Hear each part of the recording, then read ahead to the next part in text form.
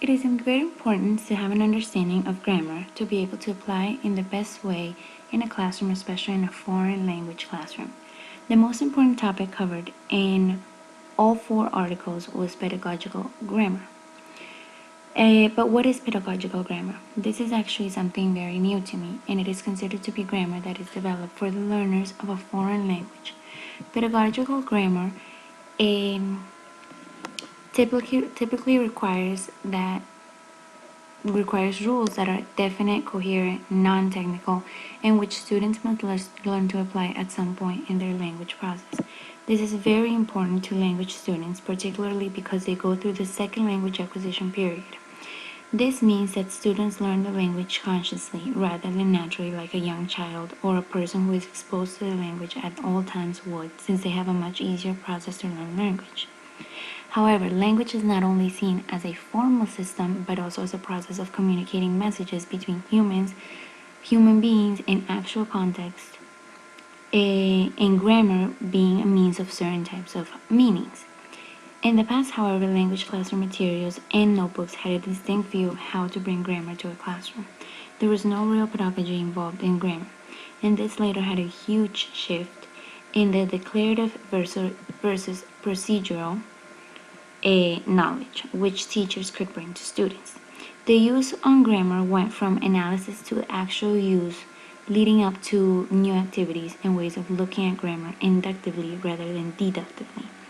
Something that teachers must always take into account is that pedagogical grammar, which facilitates the development of skills of using grammar in each student. Many institutions and schools have adapted the use of grammar to what can be determined as form-focused instruction, but grammar goes way beyond the form and also includes what would be categorized by David Newby as a cognitive plus communicative view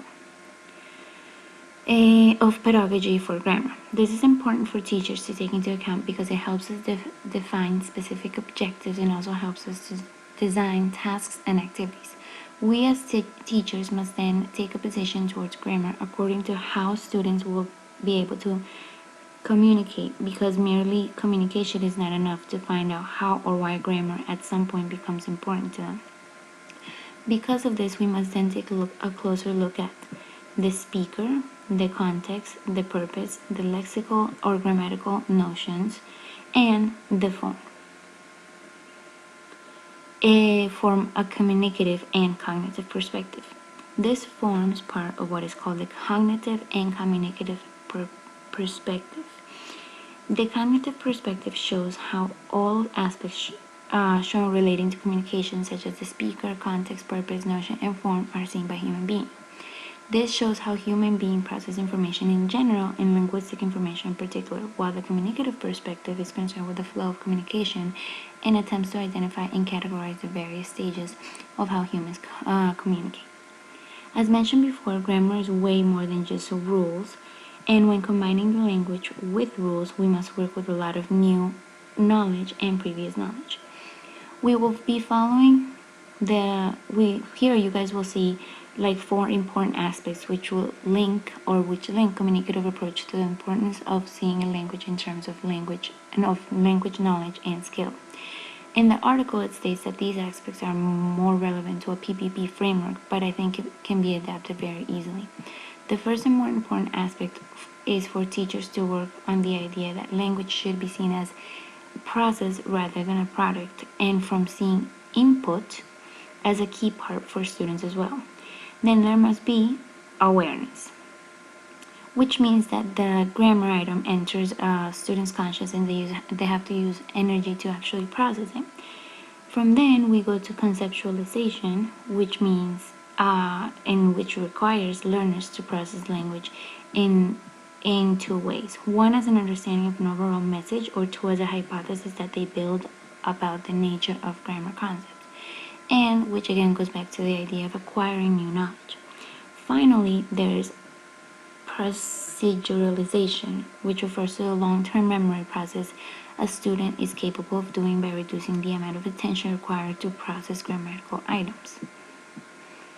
Finally, we need to briefly identify the 3 dimensions that go into grammar, because before actually bringing this to our students, we must not underestimate the meaning and true definition behind one single word, which can later on bring problems to a student, and we cannot limit ourselves to seeing grammar just by the form.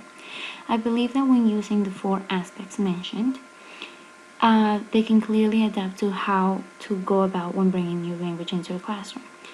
They will at some point, like students will at some point have to be able to identify the form, the meaning, and the use of grammar or specific language topics. One of the examples from the text show how a topic such as possessives has so much to bear in mind. And of course, for us as teachers, these 3 things are very important, and we cannot bring them all to students right away. But it is very important for us to view grammar from these 3 perspectives, from form, meaning, and the use. They're very important, and they will definitely help us become better teachers of grammar of a foreign language, and to bring this grammar into actual context when applying this information into our own pedagogical and institutional purposes.